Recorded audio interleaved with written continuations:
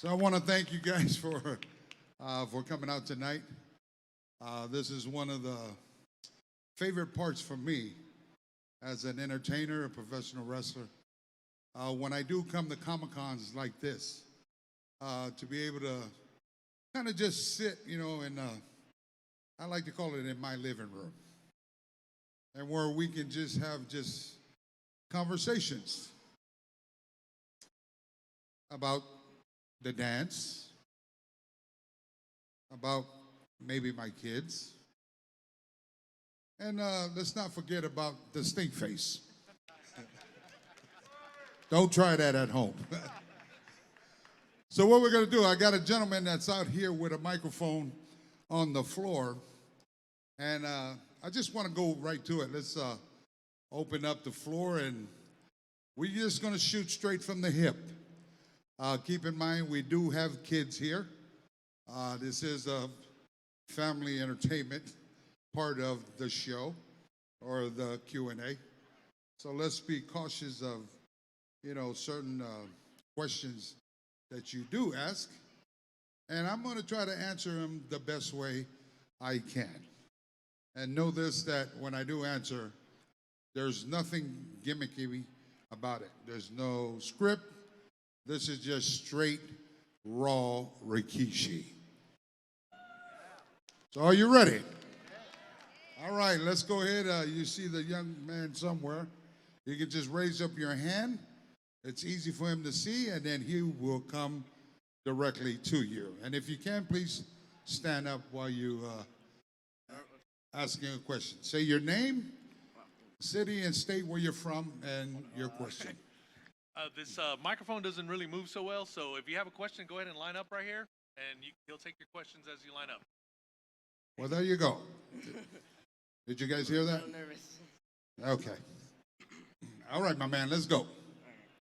My name is Joshua, and I'm from San Antonio, Texas, right here. So. Hi, Joshua. Nice to meet you. Well, my question actually is, how is it like to be in a big company like WWE, and what's your view on the company now these days? Well, I mean, everyone that comes to train to be a professional wrestler hopefully one day gets to the big show. The WWE is the show. And so, when I finally got there, it took me 6 years, man. Even though I had, my uncles Alpha and Sika there a lot of people think when you have family there, it's easy, the door to get in, right? It wasn't that case for me. It took me 6 years before I finally got to WWE. And by the time I got to WWE, I went through so much hard training the years before. It's almost like I didn't care to be there. But I was very curious of what the noise is with WWE. And, it's a lot of hard work. What you see on television, it's not really what's behind the scenes. There was a lot of sacrifice. I realized that, I was never going to be home, which that was one part that I didn't like.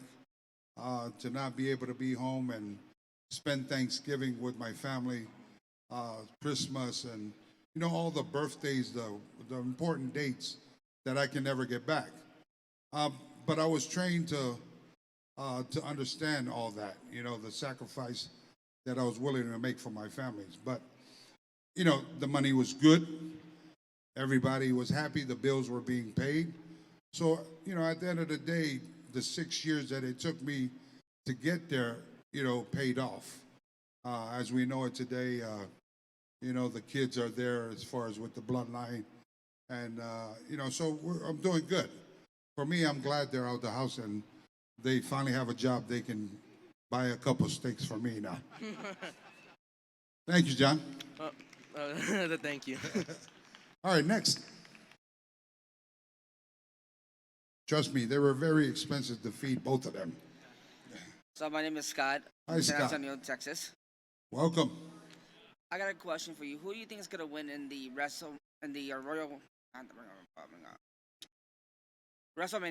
Yeah. for Roman Reigns and versus The Rock? Oh, I didn't know. Did they already announce that? I Yeah, it's had been no announced. idea that it was It was speculations, but listen, The Rock is the people's champ, I know that. the great one. There'll be nobody ever to step in the shoes as The Rock. But let's not forget, Roman Reigns. In his own right, he's already, an icon.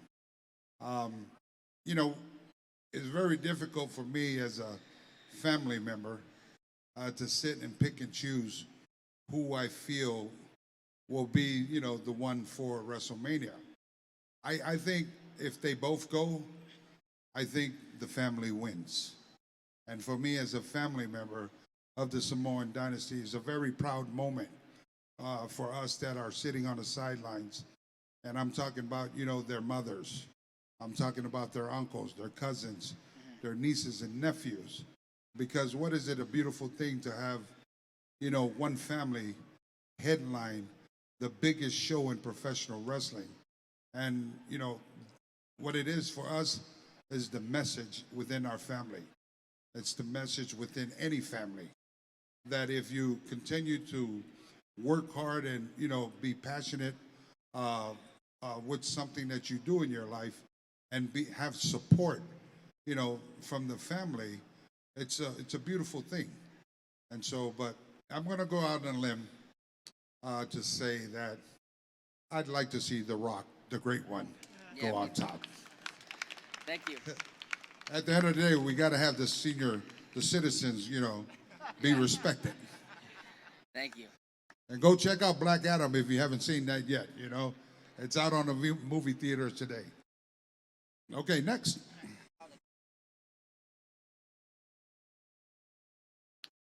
Hi, my name is Ray. I'm from Moses Lake, Washington. I didn't travel to come down here. I live here now. Okay, shout out to Washington.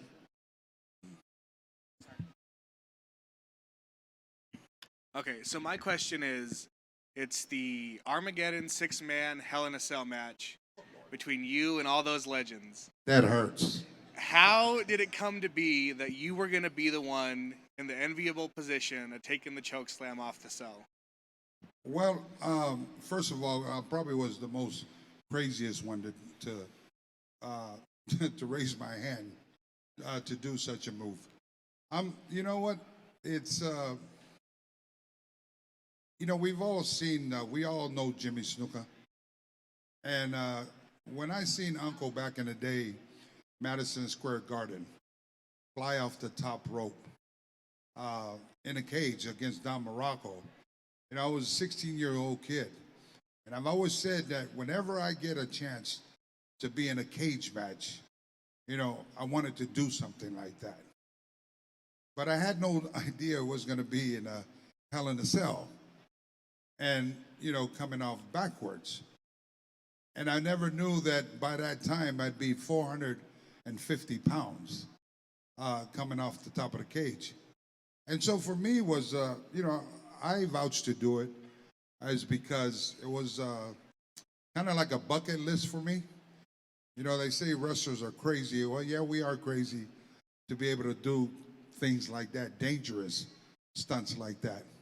But it was for me, I was trained for moments like that. You seek those type of opportunities and you try to capture that. And so, when I was given an opportunity to be a part of, those men there that were the biggest superstar in professional wrestling in the Attitude Era. We're talking about The Rock. We're talking about Undertaker. We're talking about Stone Cold Steve Austin. We're talking about Triple H. We're talking about Kurt Angle. And so out of those gentlemen and myself, I wasn't the one to be able to, get the hand raised that day or that night. So what else is there for me to do? What can I do to work for the match to have people remember what Rikishi has done in that match? And there was that viral 20 years later or something, I forgot, 25 years later, they still show that bump from the top of that cage. Not too many people remember the finish. They didn't remember that Kurt Angle won that match, but they remember that fall from the Hell in a Cell. And so, you know, I vouched to do it. I damn near lost my family when they seen me take a chance. You know, I could have died. And to them they didn't understand. Like, why would I put them in jeopardy, jeopardize my life to try to land a bump like that? For me, I had my personal reasons. I had things that I needed to prove to myself.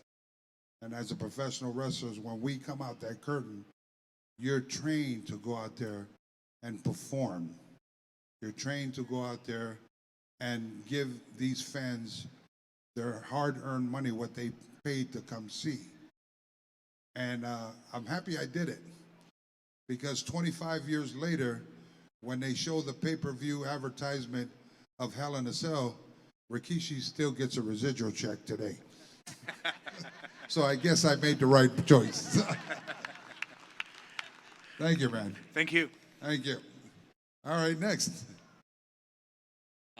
Paul Munoz, San Antonio, Texas. Nice to meet you, sir. How do you feel, you know, with your legacy and everything, you know, the dynasty, you grew up through it, you lived through it. How do you feel about, you know, representing the indigenous people of Samoa?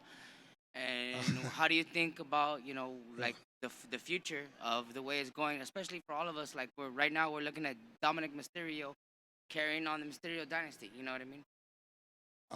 Well, you know, I can speak for my family. It was hard, man. You know what I mean? You get a lot of pressure. When you have those that paved the way in the industry, like I was a fan before. And obviously I was a fan of my uncles, you know, High Chief Peter Maivia and Alfonseca. You know, being a kid growing up in the islands of Samoa, we only had TV on till certain time, black and white. And the TVs would go off at 7 p.m. on Sundays. But wrestling would come on right after church. 1 o'clock, church is over, we eat, and then 5 o'clock, wrestling comes. And when I used to watch my uncles, Alfonseca, High Chief Peter Maivia, I was a fan of theirs, because I got the chance to, you know, see people like who look like me. And it was you know, I didn't plan to be in the pro wrestling business. I kind of fell into it because, you know, when I came to the United States, I got a chance to go see my uncles perform live. And I was just blown away about, you know, the fans' reaction, you know, towards my uncles. And like, wow, these guys are like heroes out here, you know, to people.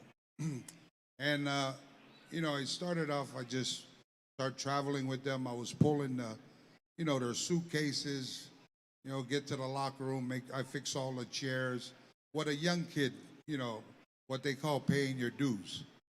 But I didn't come to train professional wrestling. But as I got that opportunity to be in the back, you know, to see such greats like Andre the Giant, Big Kamala, you know, Moondog Maine, Bruno Sammartino. And I got a chance to sit around, and I was like a fly on the wall. You're listening to how everything unfolds rather than what you see on TV. And so to be able to sit there and, you know, my uncles played like savages on TV, but when I in the locker room, they're very educated. They speak English very, very well.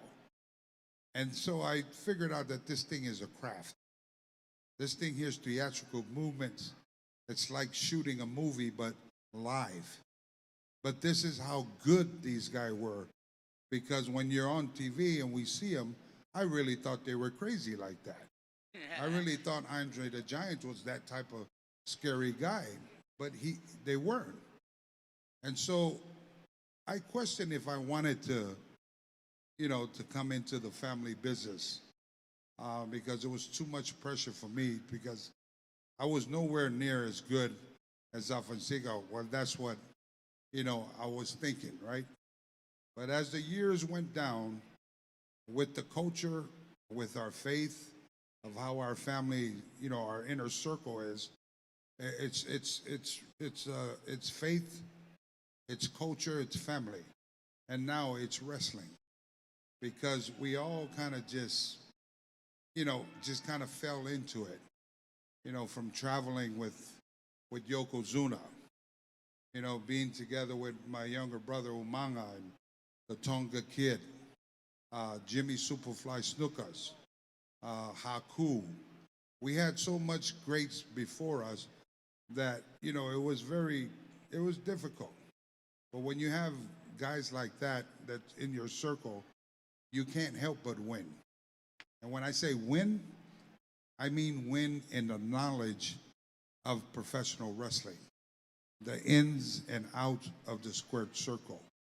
Like you really, really learn firsthand of what it is. So, 75 plus years, past, present, and future, the Samoan dynasty has been a part of the WWE Vince McMahon family. So I feel like, we have a lot of responsibility, even with Roman Reigns to the Usos to Solo Sikoa. It's not only performing for the world of, professional wrestling, but it's to be able to carry on. It's to be able to carry on the legacy of where they come from, the bloodline. And is it, what is it that they do with the legacy? Because there's life after professional wrestling. So what is it positive that you do from a platform of professional wrestling that goes into the community, that goes into your culture, that goes into your island, or wherever the world you're from? So it's very important to have, that type of solid background, solid platform, solid mental state of mind to be able to carry forward in this crazy business of professional wrestling. So I say, good luck to the Dominic Mysterios of the future. I say good luck to the Usos, the Solo Sikoas, the Romans of the future. And you know what? Opportunity is at its highest right now. They know it. We all know it. It's who wants it bad enough to go out there and get it. Next. Hello, I'm Jacob Flores. Hi, Jacob. Nice to meet you. Out of your whole career, who was the stiffest person in the ring? Okay, so stiffest. So for you that don't watch wrestling or understand the lingo, stiffest meaning hard. Like when you hit me, is it hard or? So I would have to say, I've got to say Van Vader. Because, Vader, he didn't know how strong he was. He was really, really a strong dude. Now, I want to say the strongest, maybe close to Mark Henry. But, in professional wrestling, I care about my face. I love my shoulder, my neck, my back. But whenever you have somebody that comes and, stiff you or give you a potato, that's another word for stiff. It's not a good feeling, man. First time, I'll let you slide. Second time, do I owe you money? The third time, here comes the receipt. So, Van Vader, to answer your question. Thank you. Thank you. Okay, next. I like your wrestling outfit. Thank you. So you mentioned earlier about growing up, enjoying watching your uncles off on Sika. Yeah. And then, a few years later, you're in the business yourself. You're teaming with Samu. Eventually you go on to team with Too Cool, and you get out of the spotlight, and then suddenly the Usos are out there. You've spent a whole life around top-level tag team wrestling. What are your thoughts on just where that is, where it's been, and all that? Well, I mean, the business is, I'm grateful and thankful the opportunity that was given.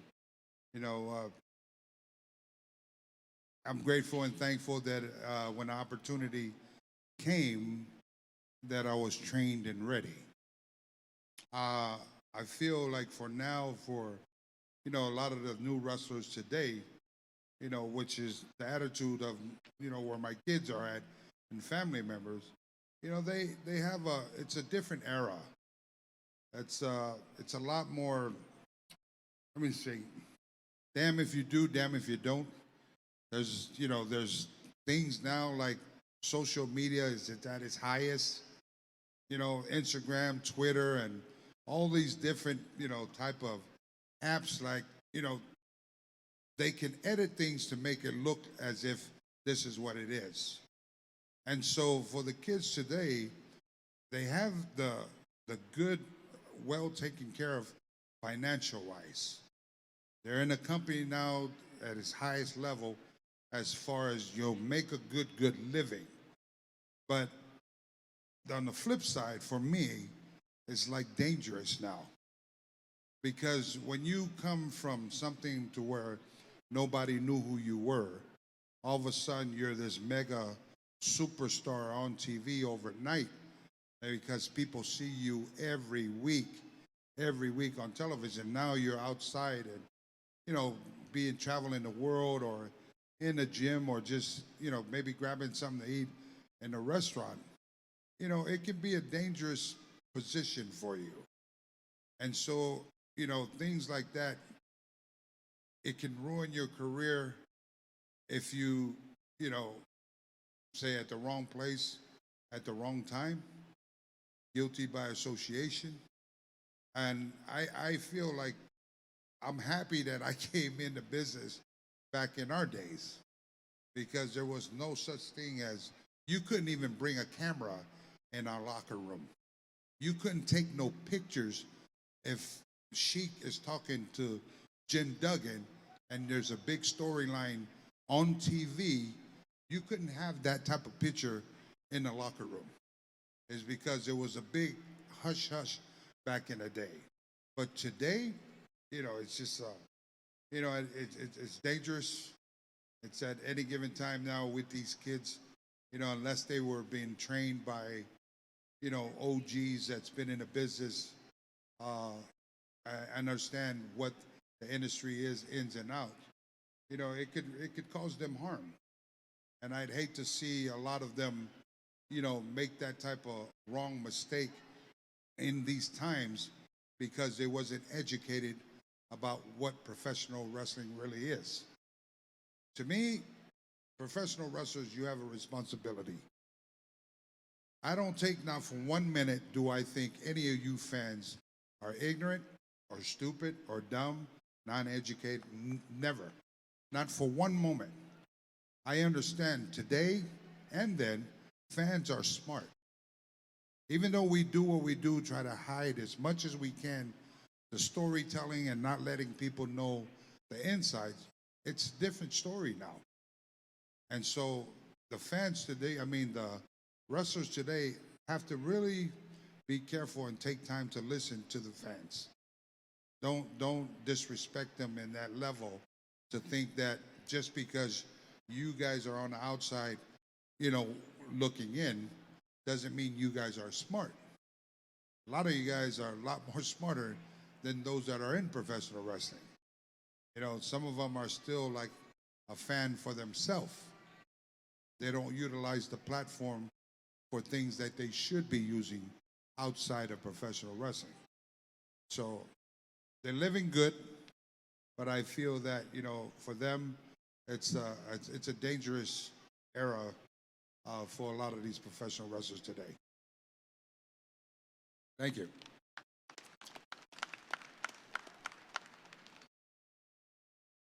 Hi, I'm Thor. Nice to meet you, Thor. How did you come up with Stinkface? Okay. So the Stinkface was actually born in Mobile, Alabama. Uh, it was on a Sunday evening, and I wrestled a pro wrestler by the name of Big Boss Man. Rest his soul. And it was a house show. And me and Boss Man been on, I think we were 2 weeks on tour. We wrestled each other every night. And so that night, I gave Boss Man a clothesline in the corner. Normally, he would stay up because he's a big guy. Well, for some reason that day or that evening, he took a fall into the corner, as we know it as Stinkface position. When he took that fall, after I gave him the clothesline, I came back to the middle, getting ready to turn to look to the corner where he was at. And all I heard was from the front row was, Rikishi, turn around and stick your butt in his face. I was like, okay, I'm looking around front row like, I hear the voice is an old lady's voice. But I was trying to look like, where is this old lady? So as I turned, this is where you see the slow motion of moving the head. As I turn around slow motion and I see Big Mossman in the corner, you know, in this business, we work for what is called a pop. And a pop means the reaction of you, the fans. My movements that I do, if you like it, you'll react. So as I look at Big Boss Man in the corner, you know, I go to take that first step because I'm still looking for this voice. Stick your ass in his face. Stick your, like they were telling me to go do it now. And I'm trying to look so. And I kind of broke character that day, that night, because I'm starting to laugh now because she's like, this old lady's really getting pissed off. If I don't go do it, she might jump in the ring and whoop my ass. So I took the first step, and it was like a volcano. You can hear the fans. And I go to take the next step. It got louder. And the louder it got, I can hear that voice. Go right now, stick your ass in the face. So I'm trying to walk fast now because I don't want this lady to come in here. As I got to her, I realized that, okay, she's yelling to me, I got a thong on. Why not? So as I go there and I turn my big 450-pound frame around, and now I have never, ever done this move to any human being. And when I hear my friend Big Boss Man, he says, we got him now, baby. Did you hear that? We got him now. Go ahead and stick that booty in my face. I didn't know how to act, man. I felt violated. I said, man, I got kids at home watching. Old lady telling me to stick my, you know, and now you, my best friend, telling me to stick my booty in your face. And man, when I said, okay, I stuck it, just leaned back. It was the loudest pop that I've ever heard in my career. And here's the thing was, it was the easiest move that I've ever done in my career. So that happened on a Sunday. That following day was a Monday, and the Stinkface was born on Monday Night Raw TV. So this old lady, if you're even watching this film somewhere down the line, thank you, and come get your residual check. And that's what that happened. Thank you. Thank you. Okay, I got time for one more. Oh, Lord. How are you, sir? Very good, sir. It's kind of a little bit of a two-parter, and it kind of open-ended. So a lot of us are fascinated about what goes on in the making of a star, making of of a wrestler.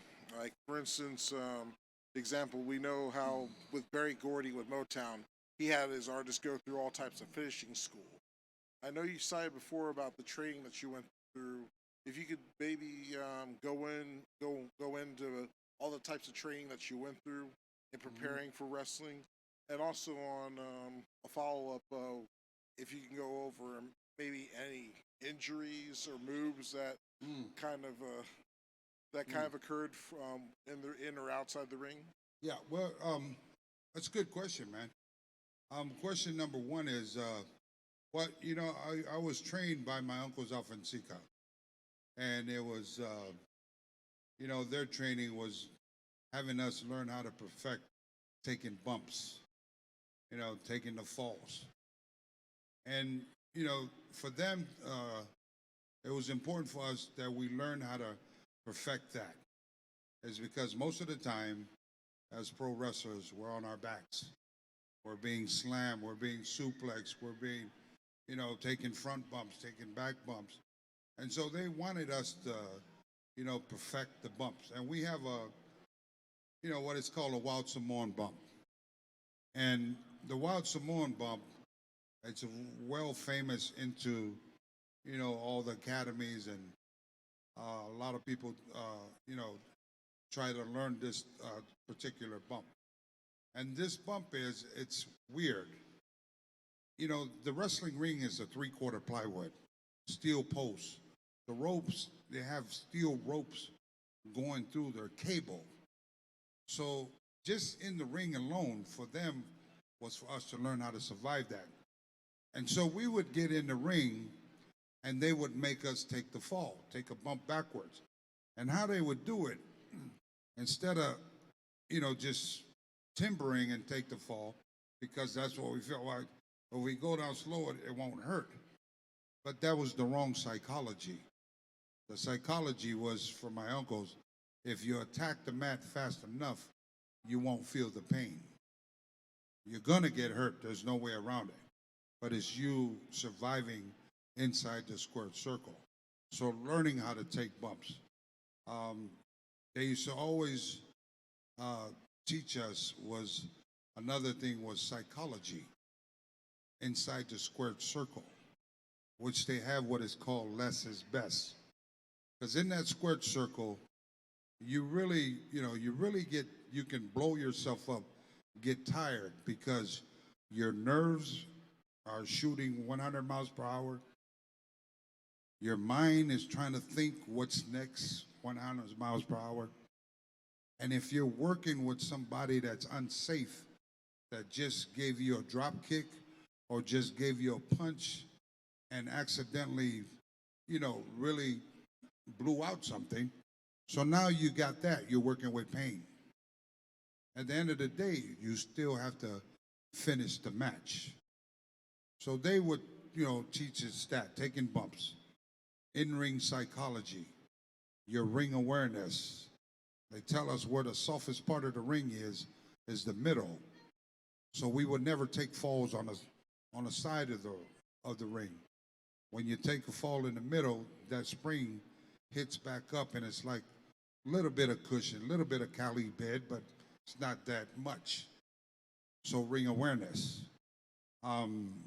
Your work ethic. You can't be a sometime wrestler. You got to be all the time wrestler. I didn't know why. Well, first of all, this is your bread and butter. This is what you feed your family off. So you can't come in there being lazy, because you come in there, you be lazy, that bad habit. What's going to happen, domino effect to the back locker room. The promoter or Vince McMahon we can't use that guy no more. Look at it. He came in here, he was full of fire. Now all of a sudden, 3 months later, he just looked like a sack of just boring. It's not good for my business. I need entertainers. I need horses to run. I need strong people to continue to move my company. So that part there with Alfonsica had a lot for us to do. And we were blessed we didn't go back to our own homes. You know, my mother is Alfonsica's sister. So we stayed with our uncles. They had us stay with them. And, you know, they pushed us to the gym, get us up in the morning. Even though we were tired from training last night, they wanted us to feel what it feels like to be tired, but yet you have no choice but to continue to push forward. So is that with the passion of professional wrestling? I made a mistake one time when I walked in and I seen my uncle Sika train with my brother, the Tonga Kid. The Tonga Kid used to be Jimmy Superfly Snuka's partner back in the day. And I wasn't fully training back then. I was just, you know, coming out of high school, graduating. And I walked in and I seen him do a lockup. The lockup is that move that you always see the wrestlers in the beginning of the match, they lock up. Well, when I walked in and I seen those two training, I just, you know, I was laughing. I made a smart remark just commenting like, oh, that stuff, man, that's fake. Well, as sweaty as my uncle was, it was 100-something degrees in that gym. I didn't say it loud, but he heard it. And when he heard that, he stopped right what they were doing, and he called me to get up in the ring. And when I got up in the ring, I was still laughing because I didn't think he heard what I said. So he tells me, lock up. I said, I don't know how to lock up. Lock up. This is how you lock up. So he went through the motions. So as I'm walking to put my hands where I thought it's supposed to be, his right arm slid right over my arm and busted my whole entire side face with my teeth bleeding. I mean, it was gushing blood coming out. And I was shocked that he hit me. And he told me, don't you ever, ever let me hear you say professional wrestling is fake. There is nothing fake about my operations. There is nothing fake about my time. There is nothing fake about my sacrifice.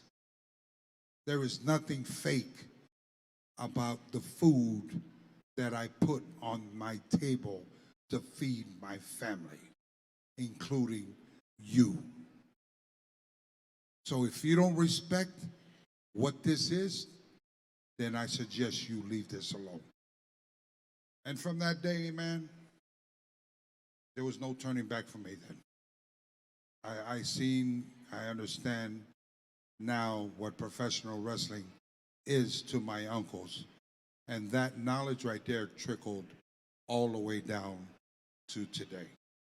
So, you know, that's the first. What was the second part? I'm sorry, I got lost of your second part of your answer, question? Second part was just like any specific injuries that you deal with from being in the ring. Yeah, so injuries, well, I tore my my labrum on my left shoulder. I had a match with, I believe it was Undertaker on Monday Night Raw. During that time, I was 450 pounds. Undertaker's, I think, is 280 or 300. And so we all know what a DDT is, right? Mm-hmm. So he goes to get the DDT, and you know, we've been in a match, about 3 minutes, just barely started. But I had baby oil. You know, when wrestlers come out, we pour water on our head, and you know, everybody gets hyped up. But I had, you know, baby oil on. So when he went to hook me for the DDT, gave me the DDT, we both went down. I'm 450. He's 300. He go to DDT, and my left arm goes here. And right when it hit the mat, it slid out. So you got 450 plus 300, 750, blew my whole left shoulder out. So it got to a point where my shoulder was just hanging. in our business, the show must go on. I continued to wrestle that match another 10 minutes before we went home. And that was probably one of my biggest injuries because it was one of those things where I didn't know if I was going to be able to bounce back to continue my career in professional wrestling. I did get sliced on my ankle when I was a head shrinker.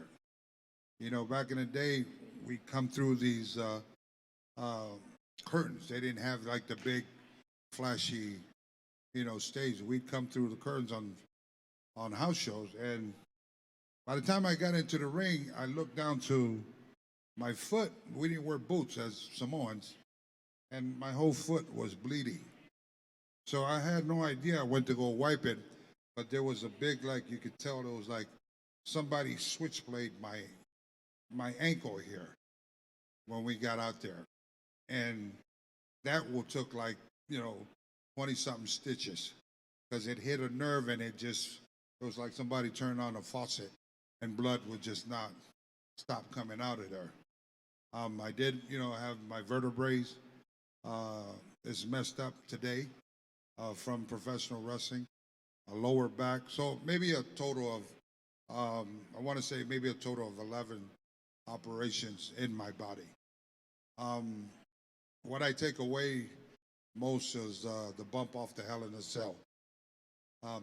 There were crash pads as thick as this couch high like this.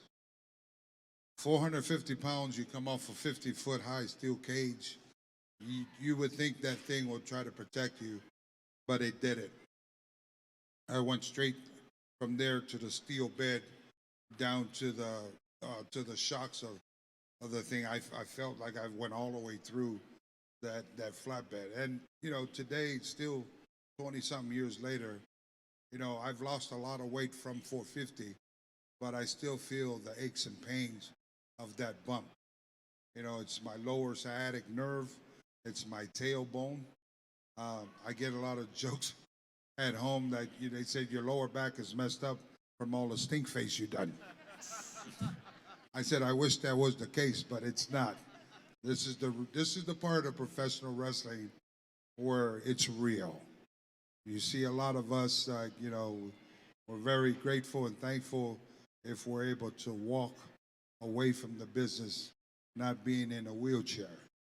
But you see a lot of the greats. I see a lot of those that were before my time, like the great Bobby Heenan. The late Bobby Heenan back in the day was one of my favorites, a manager, favorite wrestler.